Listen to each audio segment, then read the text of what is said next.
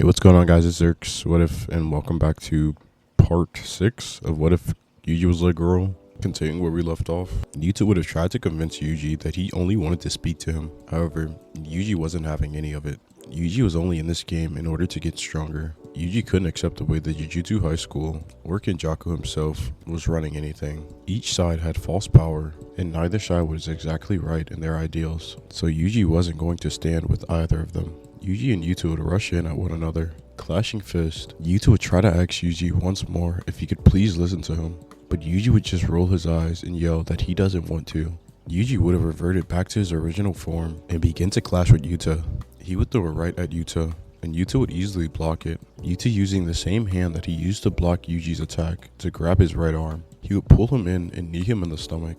While using his right hand, he would send an uppercut towards Yuji, connecting with his jaw. The attack would send Yuji back just a little bit. However, he would quickly gather himself, stomping his feet on the ground, stopping his momentum. Just as Yuji would be about to rush back in, Ryu would have charged another Granite Blast, shooting it in between both Yuta and Yuji. He would scream out that they shouldn't forget about him, and that his appetite hasn't been satiated yet. They would be in a three-way, staring down at each other. Ryu would be the first to start his attack. He would charge another Granite Blast, but this time directing it straight towards Yuji. Yuji would get prepared for the attack, creating blood gauntlets. However, Yuta, capitalizing off the moment, would immediately rush towards Ryu. With Yuji seeing what was about to happen, instead of preparing to block the attack, he was going to rush straight at Ryu with Yuta. However, Ryu would quickly change the direction of his attack since Yuta was already in front of him. At point blank, he would fire off a Granite Blast straight at Yuta, but surprising both Ryu and Yuji. Yuta would begin to use sky manipulation, folding the beam over and sending it straight towards Yuji. The beam would crash into Yuji, sending him into a wall, while Yuta would begin hand-to-hand combat with Ryu. He would begin to absolutely dominate Ryu in hand-to-hand combat. Being caught off guard like that, Ryu was taking quite the beating, but he would immediately get himself together, catching one of Yuta's punches and sending back a punch of his own. Yuta would duck underneath it. However, just as Yuji would duck underneath the attack, Yuji would be right there in front of him, already sending an uppercut towards Yuta. With the momentum of Yuta ducking and Yuji sending an uppercut, the attack was a lot more prominent than he had expected it to be. It would crash into Yuta's face, sending him upwards, as Yuji would send a kick straight towards Ryu's chest, smashing the attack into his ribs. Ryu would be able to take the brunt of the attack. However, it still did a lot of damage to him. Yuta would attempt to catch himself in the air. However, just from behind him, he could feel a sudden surge of cursed energy. He would turn around, but it would simply be a little too late.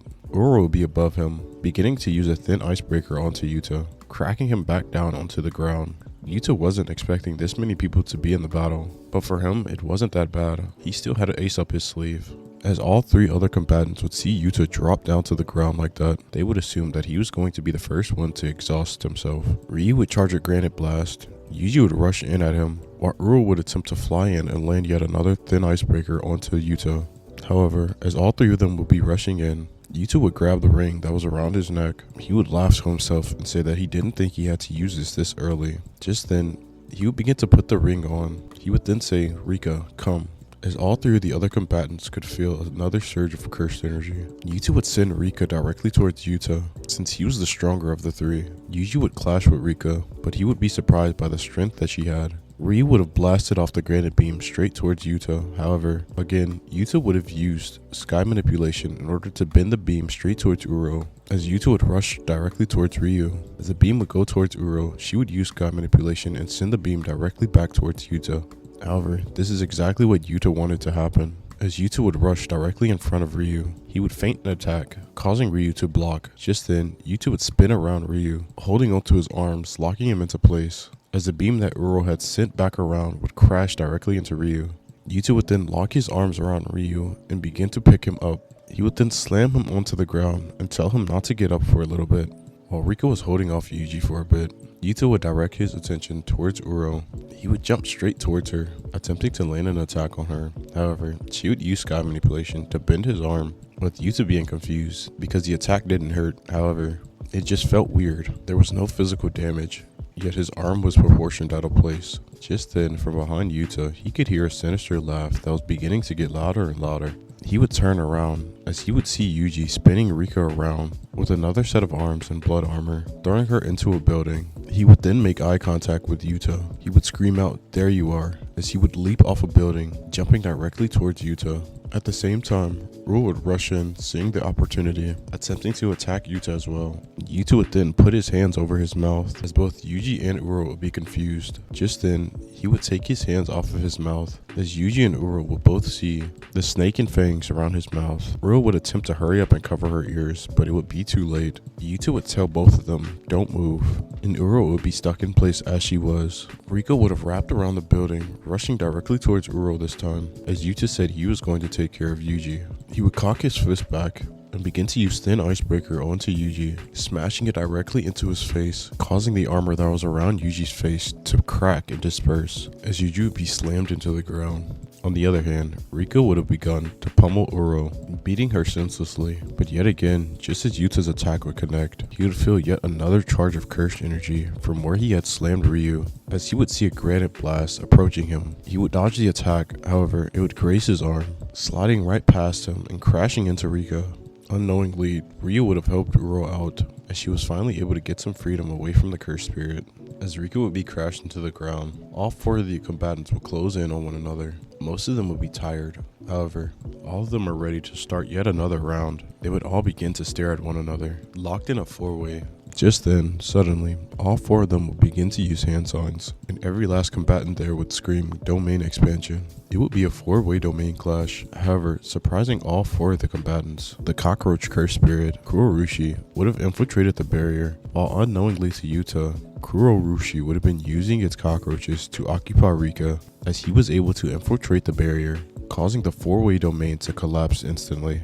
Every last combatant would scan the situation, with Uro realizing that since Kurorushi was here, it would be hard for her to utilize anything. Yuta and Yuji, realizing this, would immediately rush onto her, both of them landing an attack on Uro. Yuji would have cracked Uro across the face, while Yuta would have kicked her into Kurorushi.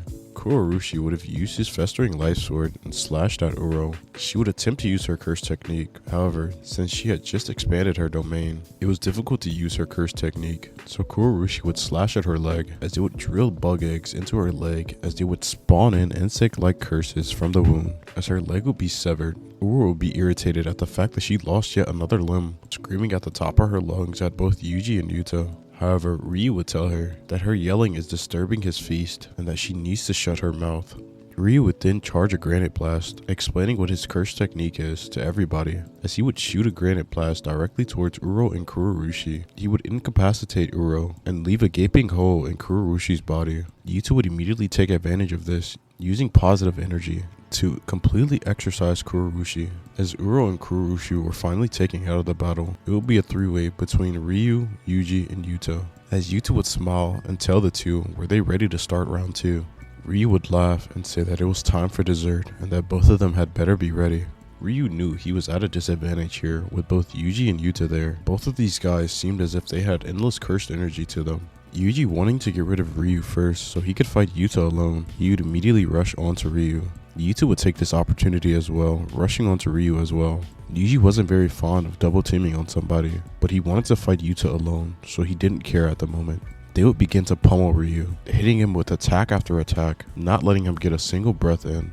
Yuta would crack Ryu across the face, sending him directly into Yuji. Yuji would begin to smile ear to ear, as he would charge back his fist, packing it with as much cursed energy as he can, telling Ryu that this was the strength of modern sorcerers and that he couldn't compare. He would slam it into Ryu's chest, hitting a black flash, with Yuta being surprised, as this would send Ryu crashing into a wall, taking him out of commission. Finally, it was just a fight between Yuta and Yuji. Yuji would then de-transform, telling Yuta that since he doesn't have his Shikigami, he wasn't going to use his cursed form.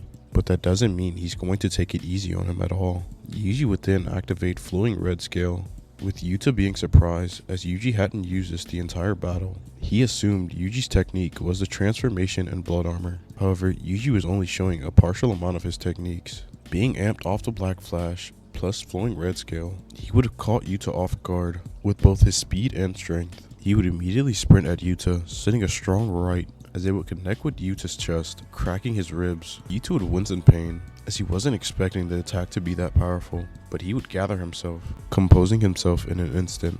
Yuta would send a right of his own towards Yuji. However, Yuji would duck underneath it, twisting around, sending a kick towards Yuta's face. The kick would also connect, cracking Yuta across the face yet again, sending him down into the ground.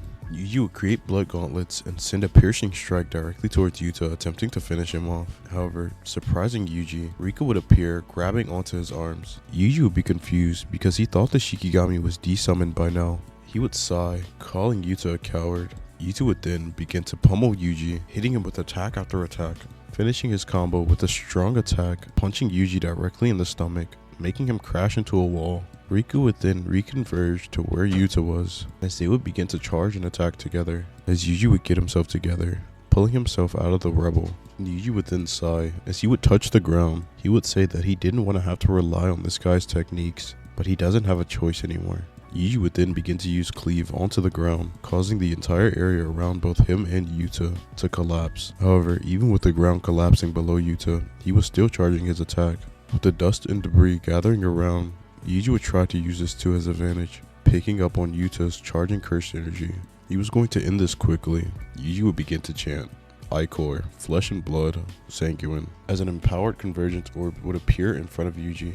He would clap onto the convergence orb, as he would send a piercing blood directly to where Yuta's cursed energy was. However, to Yuji's surprise, the piercing blood would be sent directly back towards Yuji, catching him off guard as it would strike him in the stomach, piercing directly through it.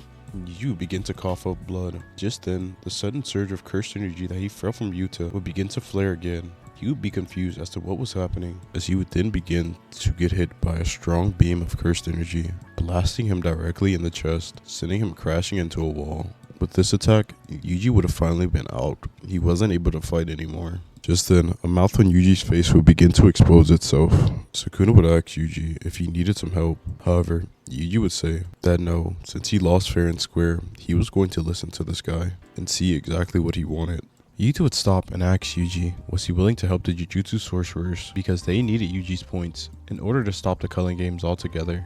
Yuta would tell Yuji that people that didn't even want to be a part of the Culling Games were forced to be a part of it due to Kenjaku forcing himself inside of their brain. He would tell Yuji that if they could use his points, they would be able to stop the Culling Games, as well as be able to defeat Kenjaku, and Kenjaku wouldn't have his way. Yuji would smile, seeing as he didn't really like Kenjaku at all, but at the same time, he didn't like the Jujutsu sorcerers either. He would look Yuta dead in the eye and tell him that he seriously just only wants to get stronger. There's no other reason for him doing this, so he doesn't really care about the points. He'll give Yuta his points, and they can do whatever they want from there. He's going to go hope to find other players in order to get himself stronger, so he can become greedier and become the pinnacle of strength as Sukuna once was. Yuta would then ask Yuji, has he actually considered ever joining Jujutsu High? Yuji would sit there and tell Yuta that he's considered joining before. However, due to what he's done in the past, and on top of being Sukuna's vessel, he doubts that the Jujutsu higher-ups would allow him into the school anyway. Gojo was probably the only person that turned an eye to Yuji. However, in doing so, he was sealed. Yuji could have stopped Gojo sealing, but he didn't. Yuji could have helped, however, he just simply didn't want to. The Jujutsu Society has never shown him anything good, so he's going to carve a path his own way. Neither cursed spirits or Jujutsu sorcerers are worth his time. Yuji is willing to stand at the top alone and be the pinnacle of strength and mold the world into a way he wants it to. Yuta would look at Yuji with softer eyes and tell him, sitting at the top alone like that is no good for anybody, even somebody who has all the strength in the world. It's good to have friends and people that you can rely on from time to time. Yuji would scoff and tell Yuta that he doesn't want to hear about fairy tale lives right now. He would tell Yuta that being a Jujutsu sorcerer means that you could die at any given moment, due from it being a cursed spirit or a cursed user. It was all the same, and when you watch other people die, they just sit and curse you as they die, making you push on whatever they wanted to do. Yuji doesn't want to live like that. Yuji simply wants to live freely, free of any shackles, free of any curses. And if the Jujutsu sorcerers were going to continue getting in his way, he would kill all of them with no remorse at all. He would tell Yuta that power means everything in the Jujutsu society like this. He would tell Yuta to take Gojo for example. He knows that the higher-ups use Gojo like he's a weapon, send him out on missions to exercise curses and get rid of things that they can't do themselves. And he's pretty sure since Gojo is gone, they're going to do it to Yuta as well. He would sit there and give Yuta a cold look. He would then ask him, how many missions have they sent you on since Gojo Satoru had been sealed? Do you think that they think of you as another person like them? No, you're a cursed user, you're a Jujutsu sorcerer, you're a weapon. They don't care whether you live or die tomorrow, as long as you're useful. The second you die, your death will simply be a burden to them. because you're not a tool that's able to be used properly anymore. Just as they threw Gojo Satoru away, they're going to throw you away. And if I were to work with the Jujutsu sorcerers, they would do the exact same to me. However, at the same time, Kinjaku and the Cursed Spirits aren't any better. They preach about wanting to make a new world, free of everybody, trying to turn back time to become one of the Golden Age. However, Yuji would tell Yuta that he doesn't think that world is a good one either. Both ideals from both parties are idiotic. He doesn't care for Kinjaku's plan, and he doesn't care for the Jujutsu sorcerer's plan. The only thing that matters is Yuji getting stronger, and once he consumes all 20 of Sukuna's fingers, he will give Sukuna a body of his own and lead down the same path Sukuna does. Yuta would look at Yuji with concern and tell him, Sukuna was a curse upon mankind. Why would you want to follow in the shoes of someone like that? Yuji would reply to Yuta, Sukuna wasn't a bad person. It was the effects of his environment that molded him that way. Things were different back then, so he had to act accordingly. Being greedy and achieving power so that no one else can bother you. There's nothing wrong with that, especially in a world where everyone treats power as if it's the number one thing. As long as Yuji gets stronger, people will listen to him. As long as Sukuna is revived, things should happen as they should. Yuta would then take a deep breath and ask Yuji, you say all of this, yet there's still someone who believes in you. He would tell Yuji that Yuji does not have to be the bad guy. He doesn't have to take the burden of shouldering all the strength on himself. That's why Yuta is trying to make it so he can come to Jujutsu High and make friends there so he can rely on them instead of relying on himself only. Being strong and being able to defeat anybody isn't strength alone. Strength comes in many different forms. You just have to learn what those different strengths are. Yuta would tell Yuji that he's speaking from experience and that he hopes he listens. Yuji would begin to look down, thinking in his head, he honestly doesn't know what he wants to do. He wants to create a new world to where everyone values strength over everything. But at the same time, what about the people who aren't that strong? What about the people who have no Jujutsu sorcery at all? What are they going to do? Are they simply going to wilt away and die because those with strength are going to dictate how everything is to come? Yuji doesn't want that either. Yuji would shake his head and say whatever. He would then look at Yuta and tell him that he can take all of his points. He doesn't care. Just get away from him from right now. He doesn't want to see any Jujutsu sorcerers anymore. The only time that he'll see a Jujutsu sorcerer ever again is if he contacts them. He would then look Yuta up and down and tell him that the only reason that Yuta won today was simply because Yuji didn't go all out and that he'd better be lucky.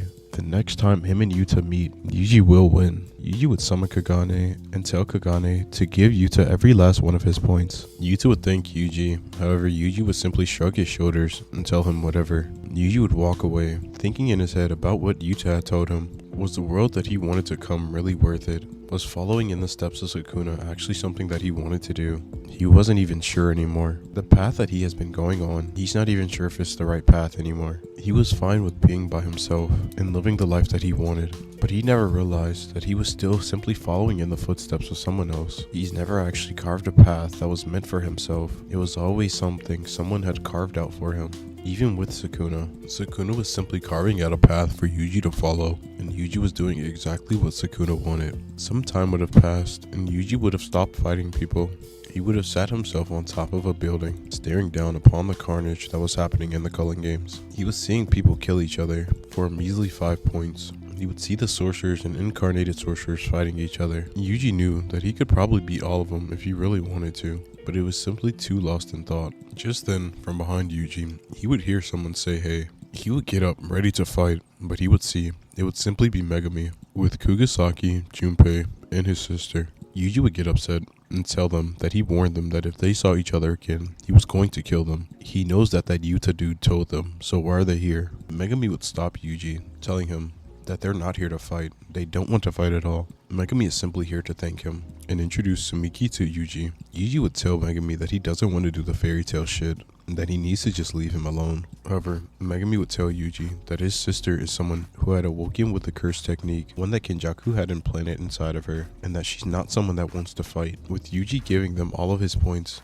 his sister will be able to leave, so he thanks him profusely.